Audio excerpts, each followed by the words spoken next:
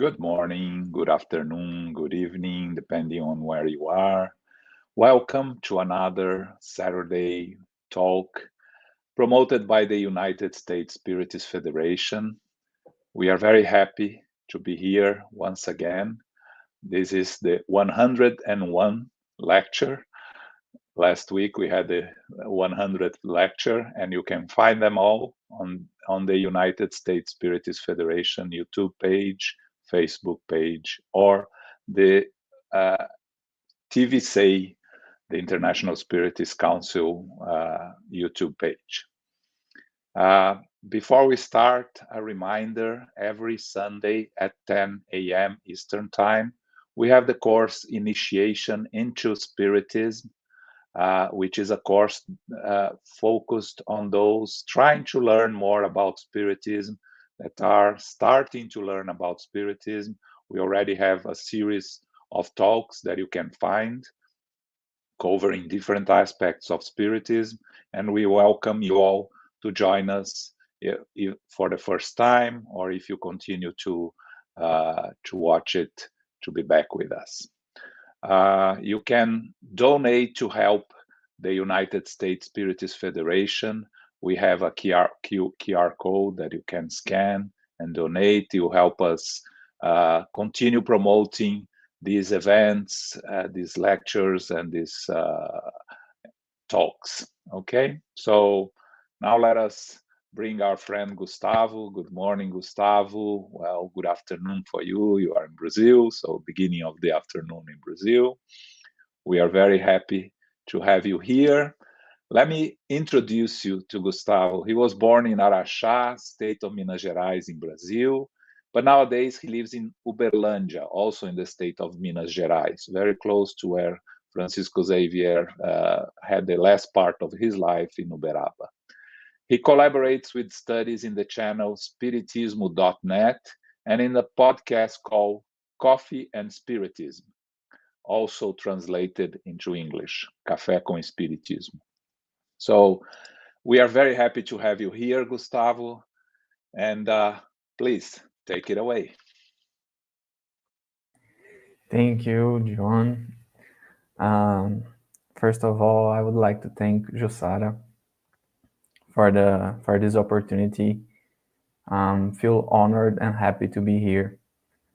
And this is my first lecture in English, so I'm really afraid of making more mistakes than I'm used to make in my daily routine here.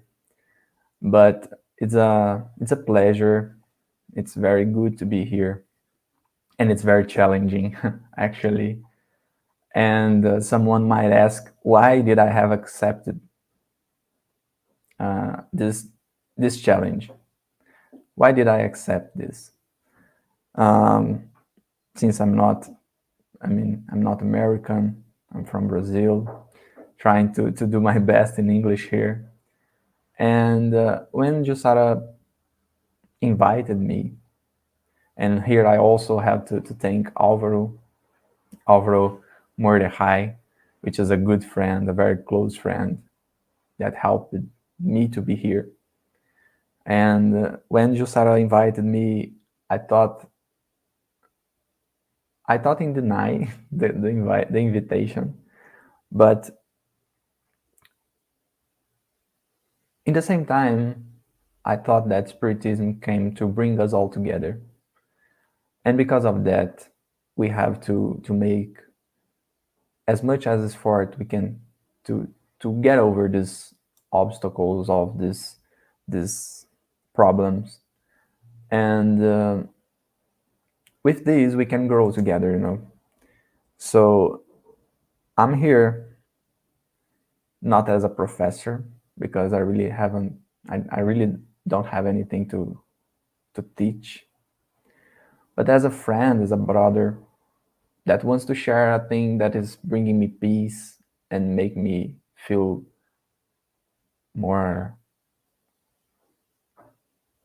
make me trust more in life, And this is the effort I think we have to do, to hold hands and walk together. And Well, I also love challenges, so this would be good. It's a good thing to work on, right? So I would like to thank John too, and Daniel, that is helping us with this live.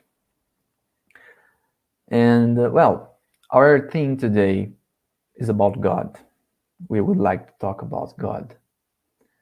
And to talk about God according to Spiritism, we have to start from the beginning. Here we would like to start from the first question of the first book, the Spirit's book, which is a very, very, very interesting question. And that put us in a really new perspective about God. Because when we look over the history,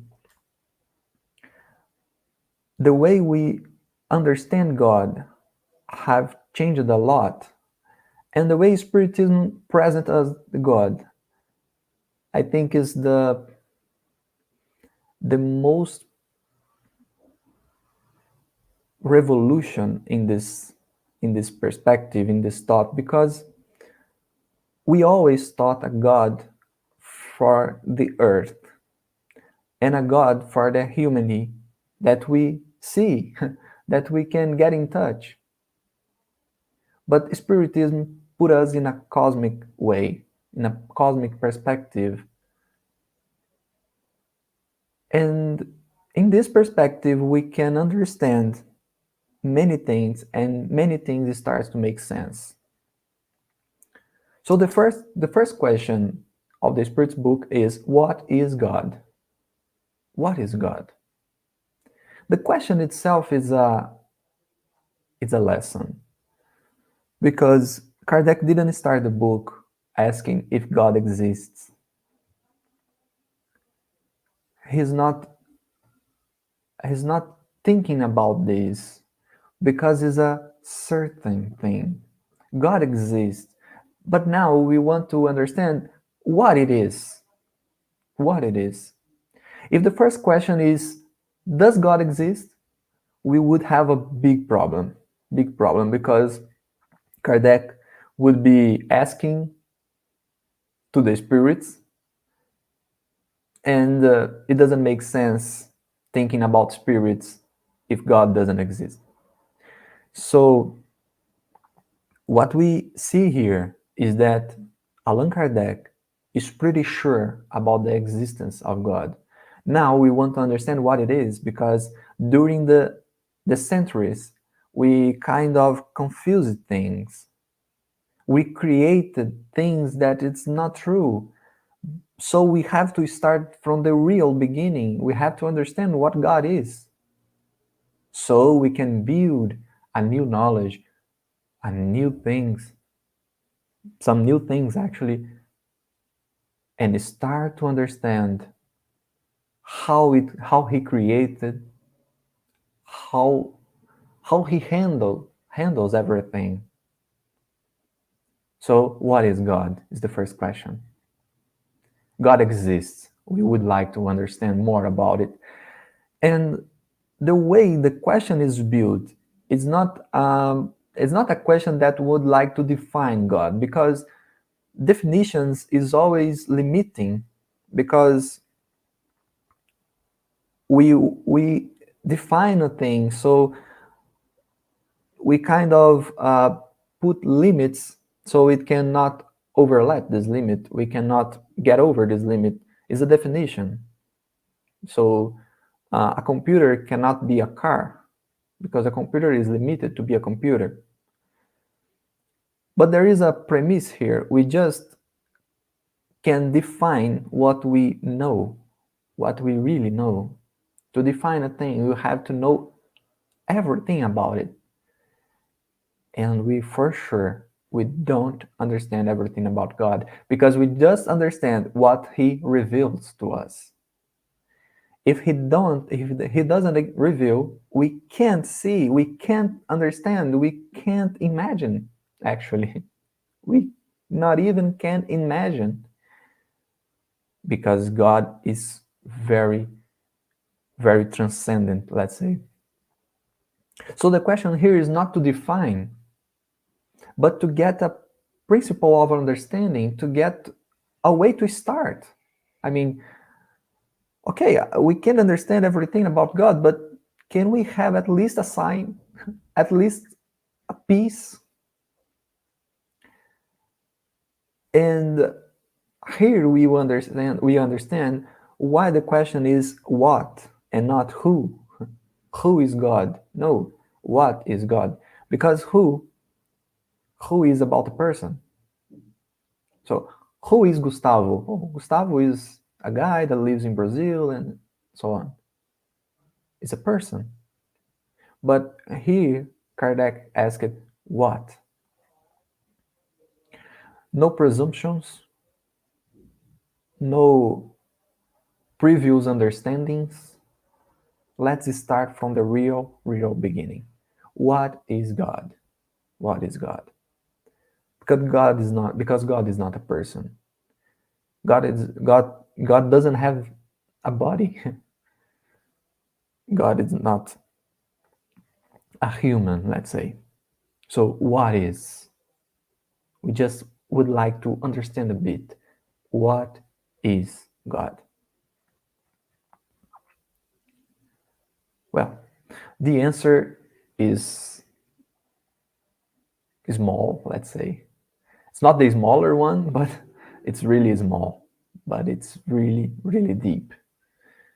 Because the spirits said, God is the supreme intelligence, the first cause of all things. So let's split this answer in two pieces. God is the supreme intelligence. What does this mean, the supreme intelligence? It means that there is no intelligence greater.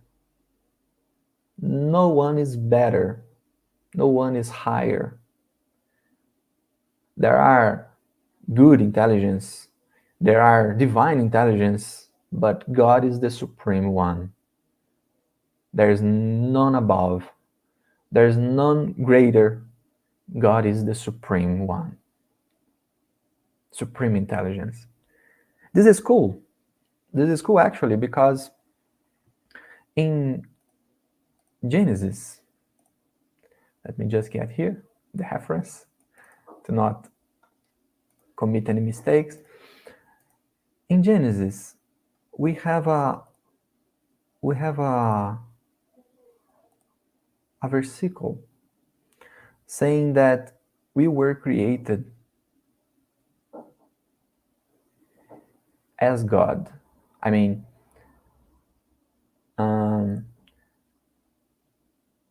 let me just get here.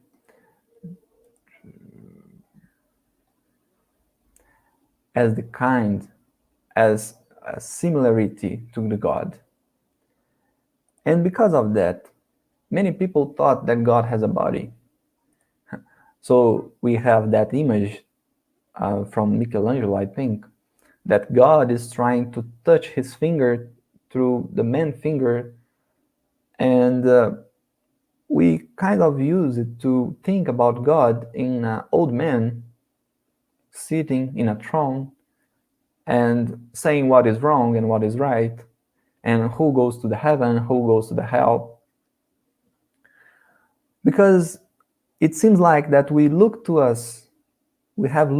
us, and we identified us by our bodies. So if we are like God, if we are kind of God, so God might have a body too, and we define a body to him. We define a way to understand him, but God is not that.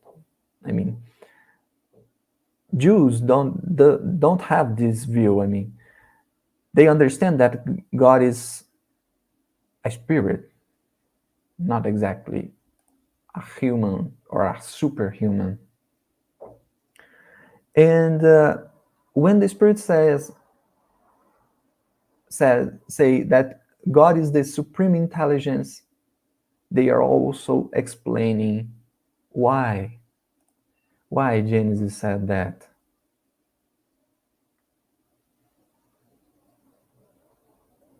why Genesis said that we were created as the image of God,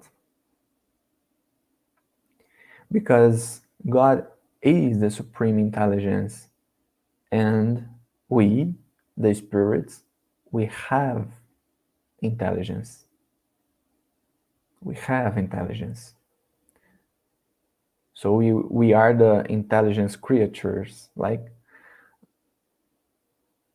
the creatures that can think, that can understand things, because we have intelligence, and God is the supreme intelligence. So we have as attribute what He is in what He is actually, right? God is. This is important too. God doesn't have intelligence. He is the supreme intelligence, which puts us in a real new perspective. What is good too, because when we look to the nature, we see the intelligence going on. All the process, the chemical, the biological, the physical process, the laws, gravity, and so on, that makes us feel that there is really an intelligence behind this. This cannot be random, right? This cannot be a thing that just appears. There is an intelligence behind this. And the Spirit is saying this intelligence behind the nature, behind everything we see in the creation, in the infinite creation, everything that is behind, the thing that is behind this is God. God is the supreme intelligence soul. This is a really, really new perspective. Really new perspective. So there is no body, there is no human-like.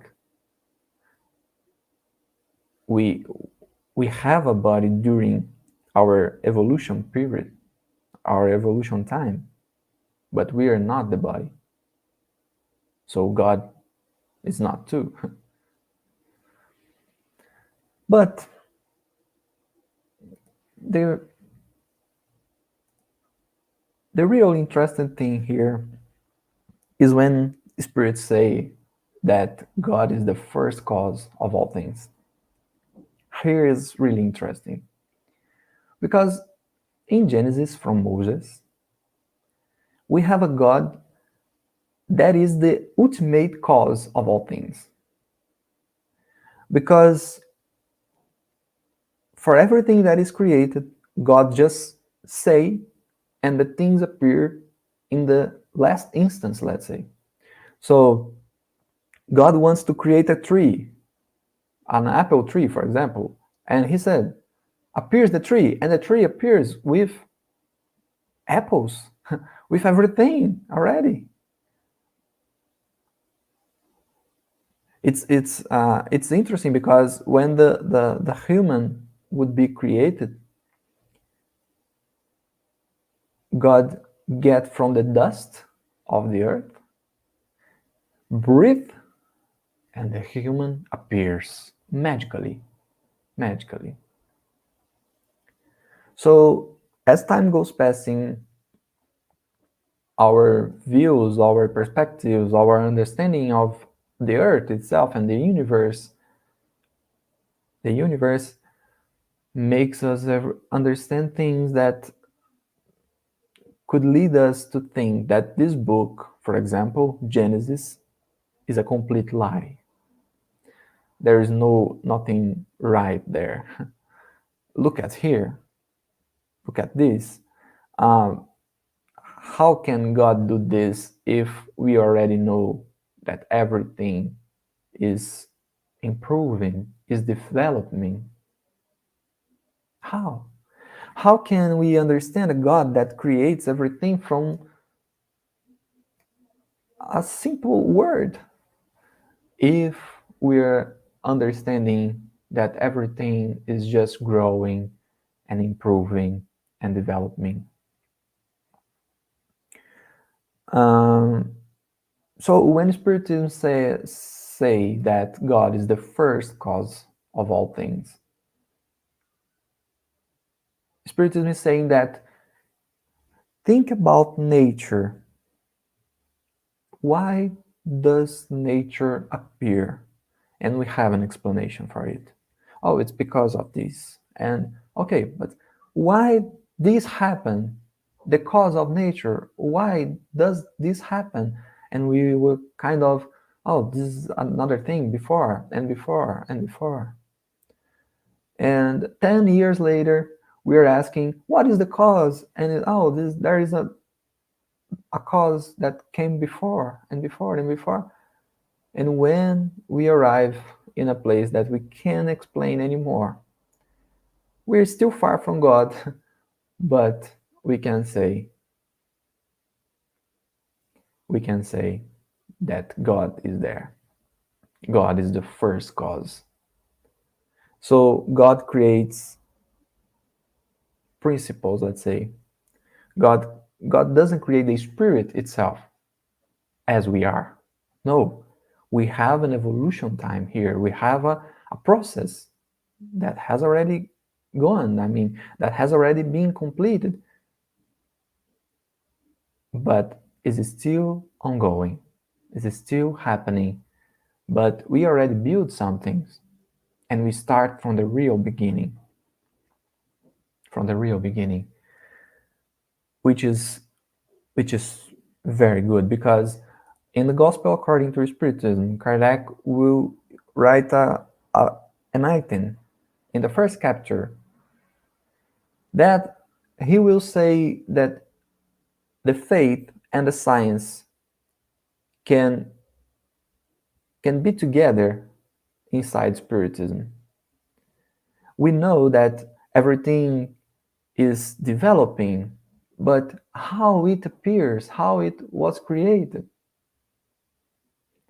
And Spiritism will say, God created.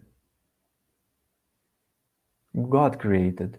But when He created, He doesn't create things ready.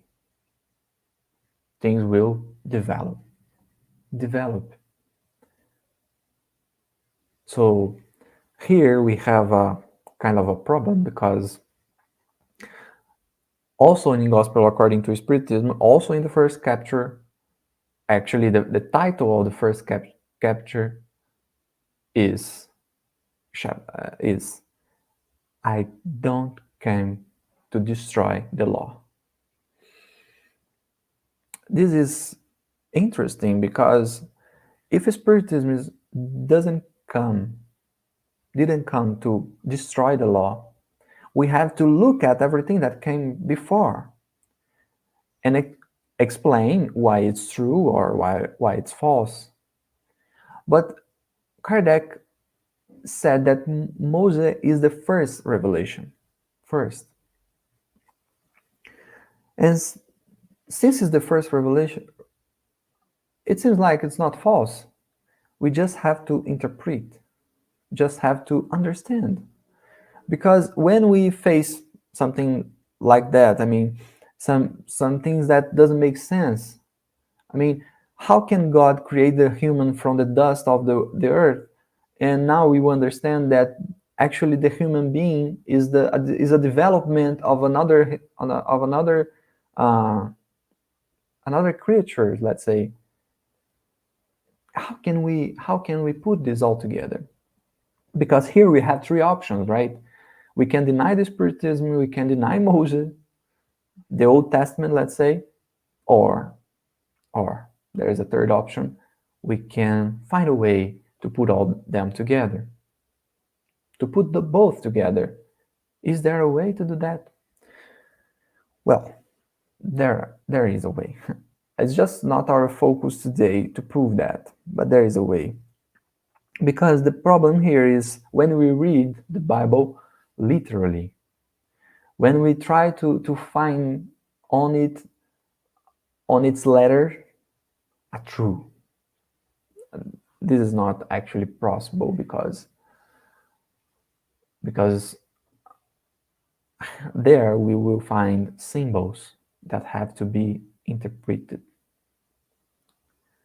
Because, for example, the sun is created in the fourth day. The sun is created in the fourth day. But when the sun appears, we already have 3 days. We have an evening and we have a morning. How? How can it be? So for sure, it's not supposed to be read literally.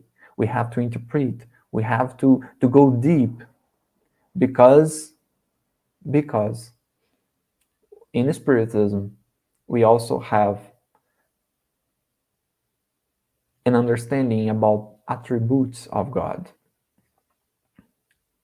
Attributes of God. That's why here we would like to go through the question 13 of the Spirit's book. Kardec asked, when we stated that God is eternal, infinite, immutable, immaterial, one, all-powerful, and supremely just and good, don't we have a complete idea of God's attributes? Sorry. So it's 7. There are 7 attributes here. And the spirits will say that from our point of view, okay, this is everything we can see about God. But for sure, it doesn't complete everything, because there are things from God that we can't not even imagine. They will say that in the answer. But what I would like to point here is that God is one and it's immutable. Since it's one and immutable, Moses, Christ, and Spiritism are talking about the same God. And this God is immutable. So it's not possible that God said something in the past that is not true anymore, because this would make us think that God changed. And Emmanuel would say once that only humans build to destroy later and rebuild. So we start a project and see that something might be improved, and then we redo and rebuild. This doesn't happen to God, because God is the supreme intelligence. Is the supreme intelligence. So God builds once, only once. So when we understand that Moses brought to us the first revelation, there are some divine things in Moses' law. There are divine things that we have to get, we have to understand, we have to study. Kardec would say that the 10 commandments are still true. So we're not allowed to just throw them away. Oh, the Old Testament doesn't have a value. No, it has. Actually, it has. So here, we would like to focus in another attribute from God. In another attribute. Because we understand that He is immutable, He is one, He is all-powerful, and so on. But the seventh attribute is supremely just and good. It's just one attribute. It's not two. Because it can be supremely just without being supremely good, and vice versa. It can't be supremely good without being the supremely just. Because if we try to deny any of these justice of goodness, will fall in a violence or in a negligence. Because this good we always try to find actually is more like negligence, because this good can't say no. This good can't teach. And the justice without the goodness is more like violence. It makes a bigger crime to fix a smaller one. So God must be supremely just and good.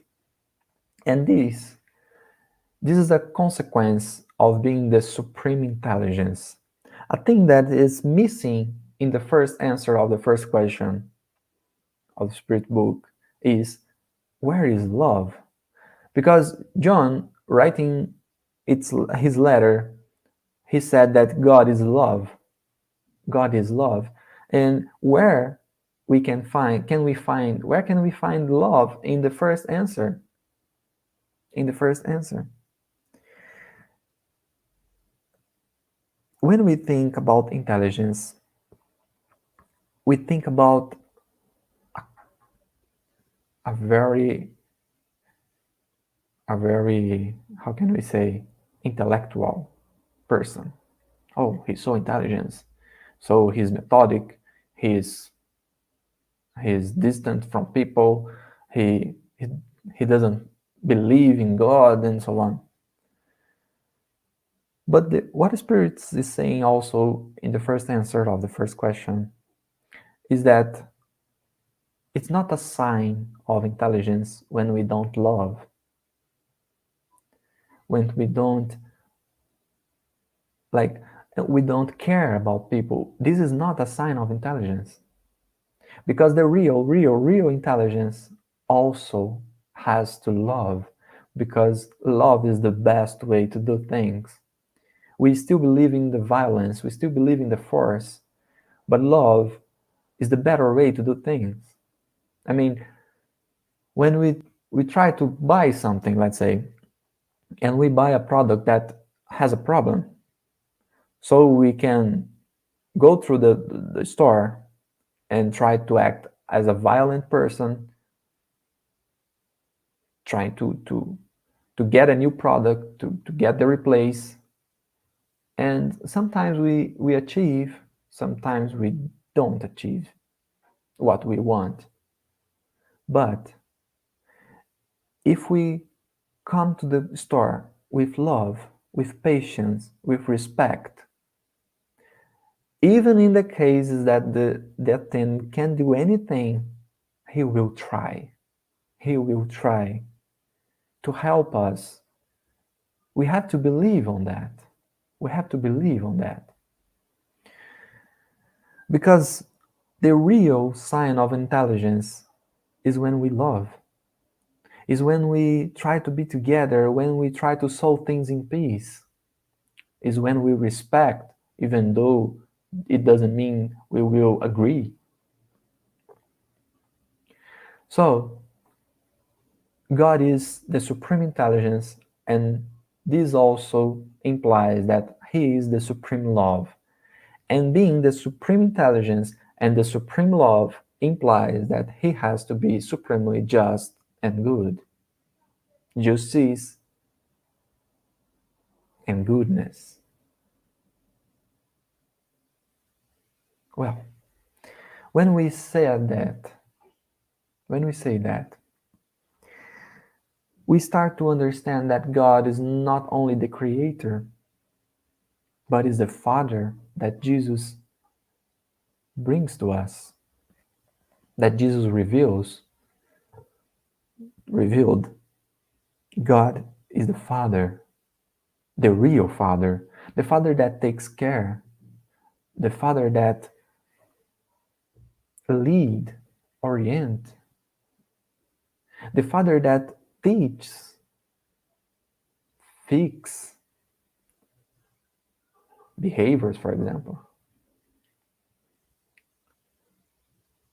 This is extremely important, because when we understand everything from this, is the supreme intelligence, is the supreme love, is supremely good and just, we start to understand why in the Old Testament, for example, there are many stories that God appears to people and God helped people. Why? Because God really takes care of all the creation. So when we understand this, for sure we would like to see how this works, because a really hard thing to understand is how God can take care of everything. That's why we would like to go through the divine providence that Kardec presents us in Genesis, the last book of him. When Kardec wrote about divine providence, he explained us many things, many things. For example, we understand that nature has laws, that the universe has laws.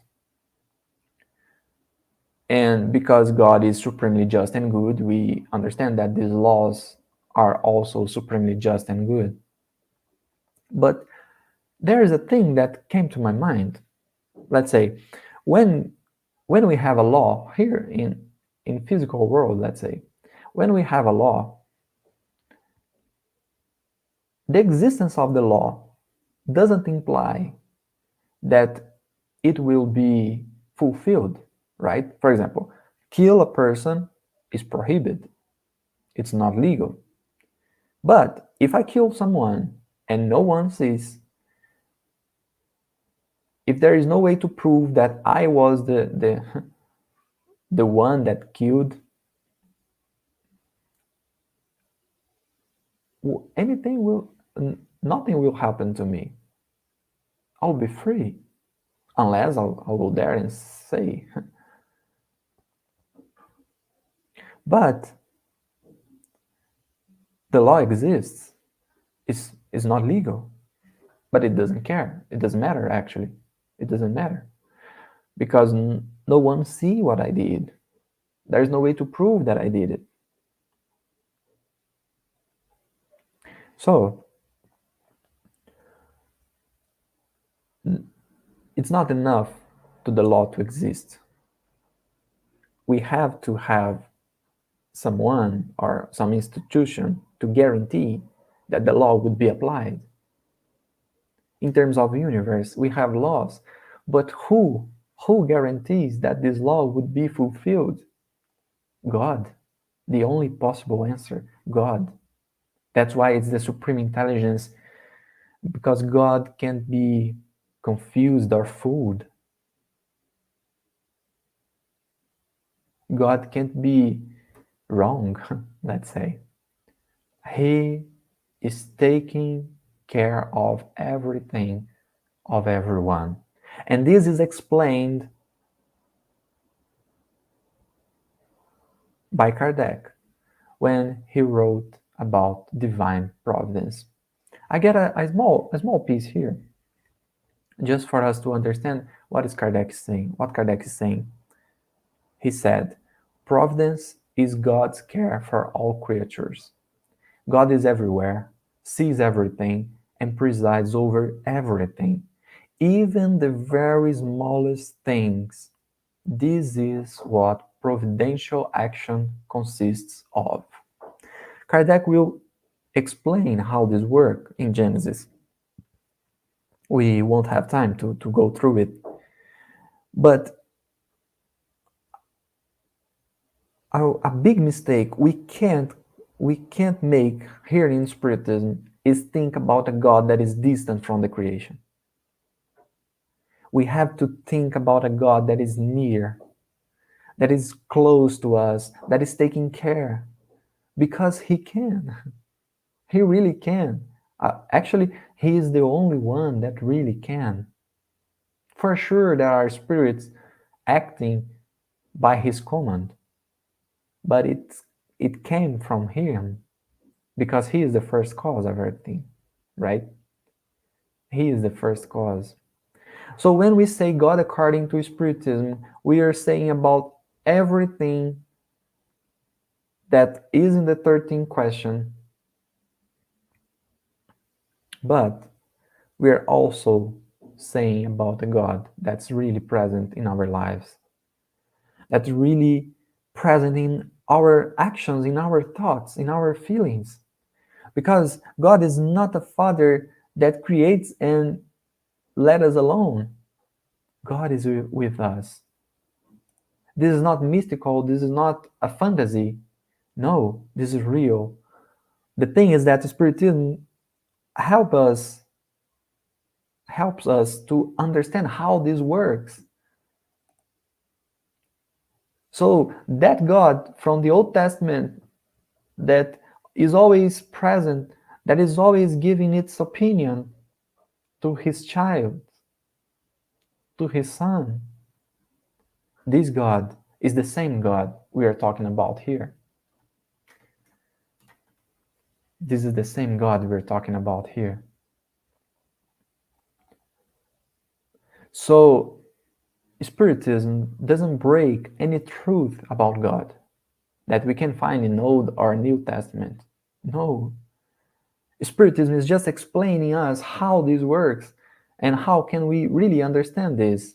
I mean, the truth, because there are some fantasies we created, right, over the years, over the centuries. But in the Old Testament, in the New Testament, we have really true things about God. From Jesus, we only have truth. We have to understand what Jesus is saying. If we, when I say we, is because it's actually we, I mean, in past lives, right? But when we introduce some mistakes, as the Spirit says in the Gospel according to Spiritism, when we introduce mistakes in the Christianism, we kind of messed everything. But there are truth there. There are really truths. And God, according to Spiritism, is still the Creator, is still the Father, is still the one that is really, really close to us. But one thing that Spiritism always remember us is that God is supremely just and good. So He will help us fix our mistakes. He won't pretend that nothing was done, nothing was wrong. No, what is wrong will be fixed. Our mistakes will be fixed. Our imperfections will be fixed. But everything will happen inside the love, inside the goodness of God. So, Spiritism gave us a way to interpret, to understand, to see that God was, is, and will be always with us, revealing Himself. Because as we said in the beginning, if God doesn't reveal, we can not even imagine. And it's not false that He cares. He leads us. He leads us. We may trust Him because He trusts us every time, even though we fail a lot. Even though we fail a lot. So this is the God Spiritism presents us. Is the same God of all time. But now we have ways to understand better so we can trust, we can believe. And that's it. Thank you for your attention. Thank you for your presence. Thank you, João. Thank you very much, Gustavo. Fascinating, really very interesting presentation, and very important, right? Because when we start studying Spiritism, we have to start from the beginning, and this is really the beginning to understand or to try to understand, because I don't think we are able to understand, to try to understand God, or at least have some basic notions of how Spiritism presents God to us, is really, it's fundamental on our path. So once again, thank you very much. But I think we have some questions. So let's start with one from Paula Craig. Thanks, Paula, for always joining us. How does the spirit world really sees us? As just energy or a spirit body, or do they see us in our human body? That's a good question. That's a good question. Actually, they see us in our human bodies, let's say, but not only that, they can see our thoughts, our energy, like the question is saying, because André Luiz, I don't know if it's called this way, André Luiz says in his books that our thoughts, and Kardec will say about that in a book. Our thoughts is like there are colors, there are smell, they have colors, and spirits can see that. So they can see our intentions, our feelings, our thoughts. Kardec will study about that in the Spirit's book too. But of course, they always also see us, our bodies, as they are.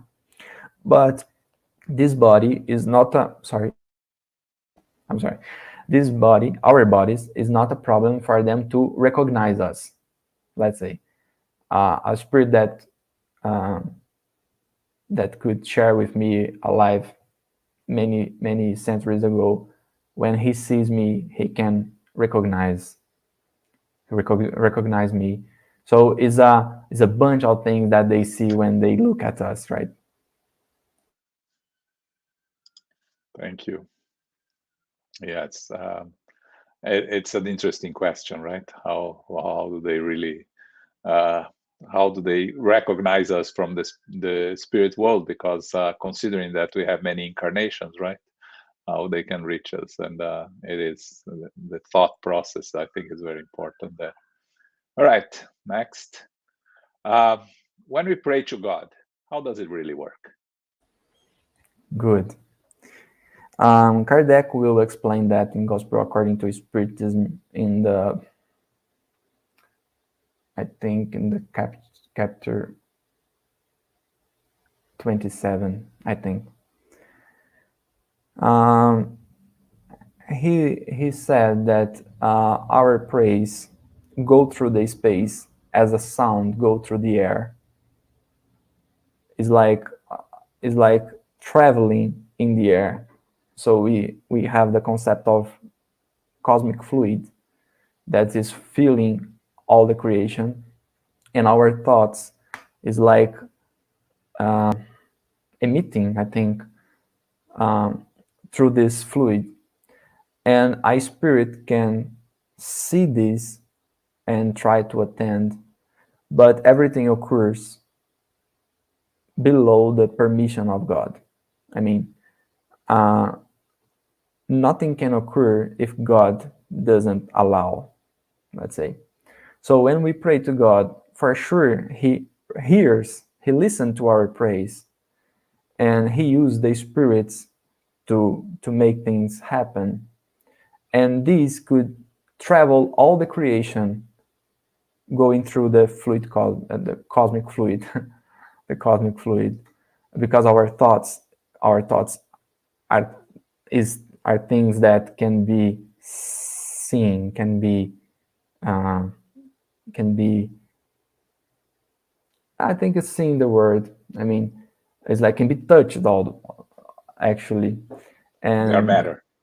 yes, yes, And I mean, this is uh, let's say this is a small view how it works, but it would be good to read that chapter.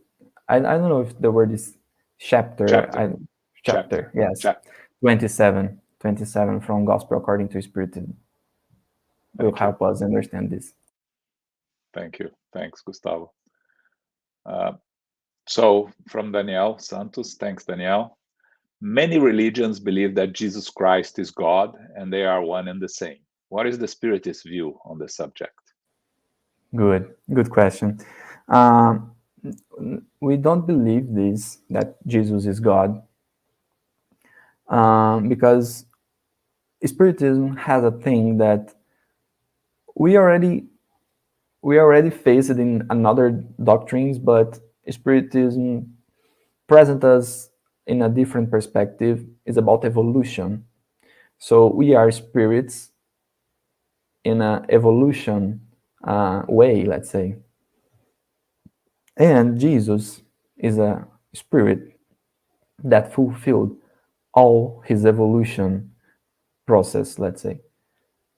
Jesus is a spirit that achieved the highest level of evolution. And that's why for us he looks like God, because we are God's sons, and there is no there is there isn't other one involved here. We are son of God only. So the thing is that we would look like God as we look like our parents, but we will like look like sorry we will like we will look like God because we are his sons. And Jesus is a spirit that achieved the highest level. That's the way Spiritism presents us, but they are different. We respect every view, every perspective, but for Spiritism, they are different. It's just a matter of evolution. And it's like Jesus is like that old brother that takes care of us, and we look to him and we see the Father, but it's a son. It's a son that presents us the God in the most pure way, the most uh, loyal way, let's say. And that's it. I mean, Thanks. I like the concept of an older brother. Yes. Okay. So, another question from Paula. Does Spiritism believes that God knows us each very personally, like the Christian belief God knows every hair on your head? yes, yes, we do. In this item I bring here from Genesis, Kardec will explain that in a very very fancy way. It's elegant the way Kardec presents us this. But yes, God knows us because being the supreme intelligence, God can do things random, let's say. So if he creates me, he created me. It's because he has a purpose to do that. And if he has a purpose with me, for sure he knows me. It's not a matter of, oh, just create a spirit here. No, it's not that. It's intentionally, it's with purpose. So, yes, Spiritism believes that God knows us each very personally, very close. That's why we have this providence that helps us in our lives, in our uh, in our daily works and so on. Thank you. So, from Yasko Aracava, thanks, Yasko. Nice to have you here. How to enhance our perception of God and its relationship with us on our daily lives and activities? I would say that we have to want it. We have to want it because God is really present. So if we want, we will start to see how many things happen that is not below our control.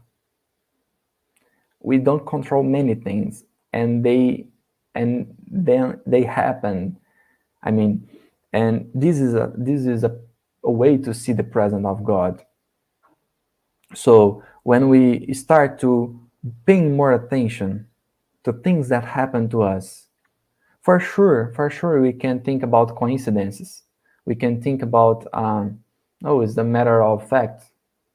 No, we can think about this, but we also can think about God acting, and many things we will see that cannot be just a random thing.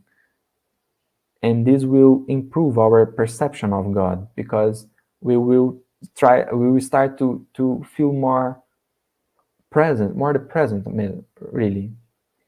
I mean, start to see things that it's not under your control and they still happen correctly, and we will see God there.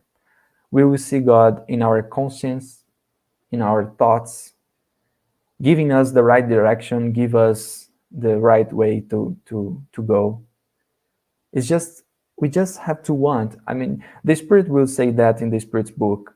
If we want, God will present to us, will be present to us.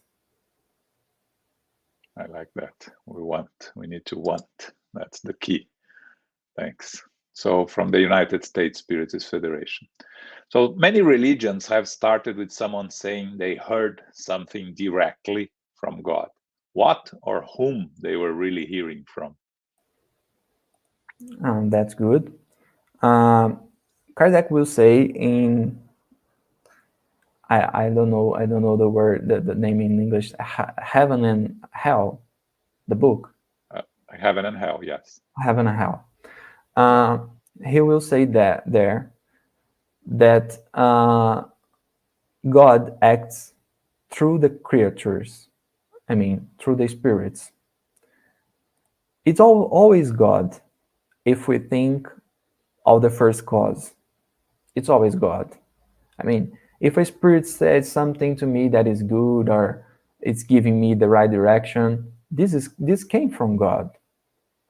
But God uses the spirits because this is also let's say, a way to spirits to work and to be useful. So for sure, I can say that God is not able to talk directly, but he prefers to use the spirits. That's the point. If he can or if he cannot, I'm not the one that will say that, but he prefers to use the spirits. So I heard the God. Well, this source of the thought, it's God, but who actually said that to me? Probably, and most probably, is a spirit. Is a spirit acting in the name of God, which is kind of the same, but it's a spirit. Thanks. Okay, I think we have time for one last question.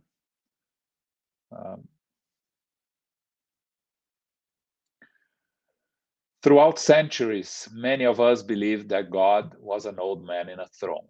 To move from that to a very abstract concept of God is a huge step. Is there any intermediary steps that can help us transition? That's a good point.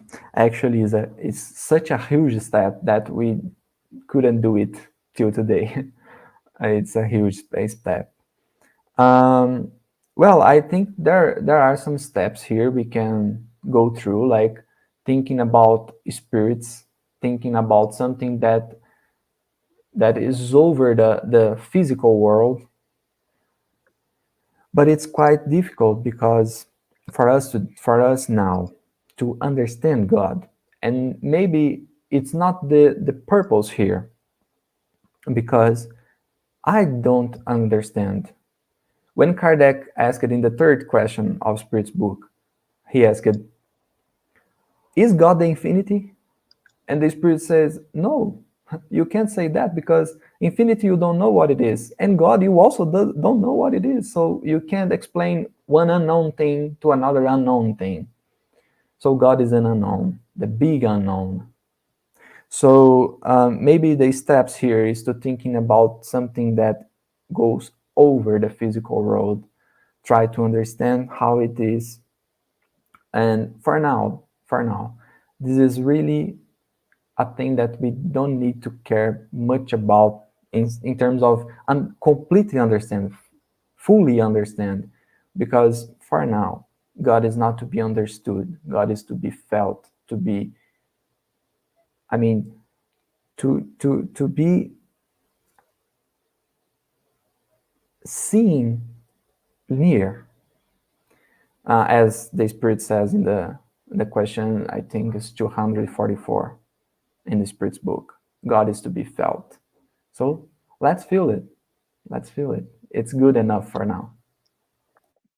Yeah, I think yeah, we try to rationalize something that is beyond our comprehension. We get stuck.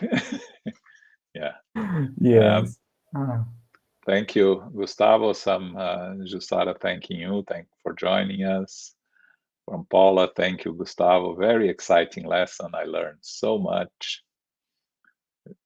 From Yasko, there was a good answer. We need to want and allow God's presence in our lives. Thanks, Gustavo. Very true.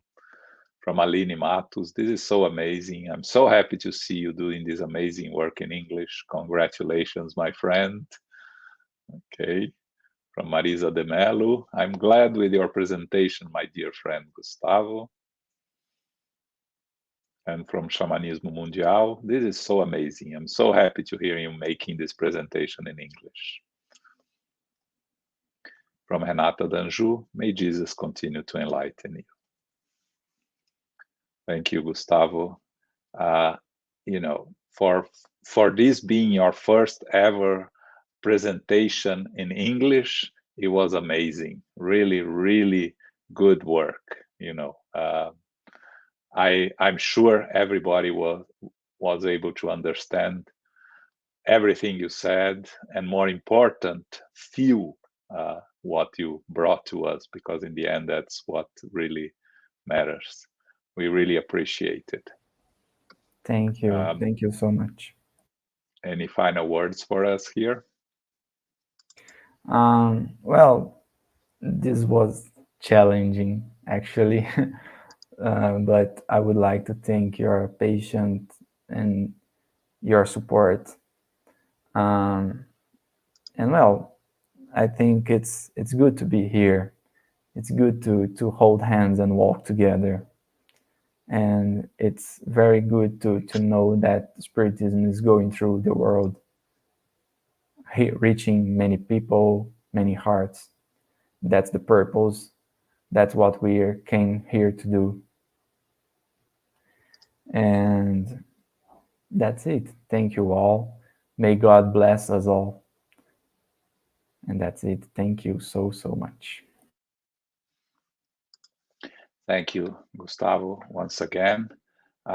Just a reminder for all, next week we will have Kirsten de Mello doing the presentation, the United States Spiritist Federation talk, next Saturday, 11 a.m.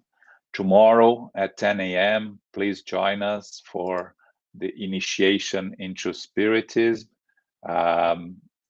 We are going to have, the subject is going to be disincarnation, death, which is lesson 17. And it's a very interesting subject. Please make sure to join us. And now, before we close, let's do our final prayer. We elevate our thoughts.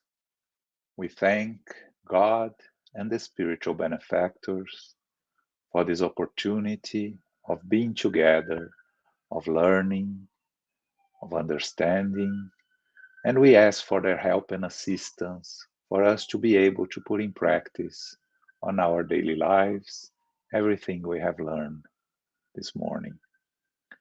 We ask for a special blessing and protection for all those going through different struggles in this world, through wars, religious persecutions, discrimination, that we may all find in our hearts the will to overcome the differences, the challenges, to find peace, fraternity, and love amongst us.